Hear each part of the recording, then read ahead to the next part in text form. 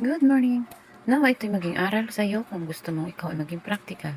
So, pinakita ko ang video ito upang nang sa ganun ay matutunan mong magkaroon ng tamang mindset.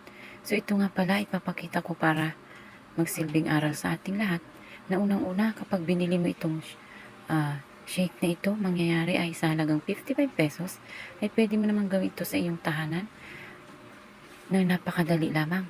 So, ang tips dito, kung kayo rin lang naman ay merong ref or blender sa bahay, ito ay malaking bagay na kapag tayo ay may yelo ay atin po ibiblend ang isang prutas. Kapalit nito ay ang isang prutas na masagana or talagang masustansya sa ating katawan.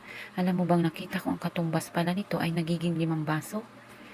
At maaaring pagkuhanan natin ito ng idea dahil kung sa halagang 50 pesos or 55 pesos, ang nabili ko lang pala na pwede kong gawin ay 14 pesos plus na pipino at sa halagang 23 pesos na maliit na milk.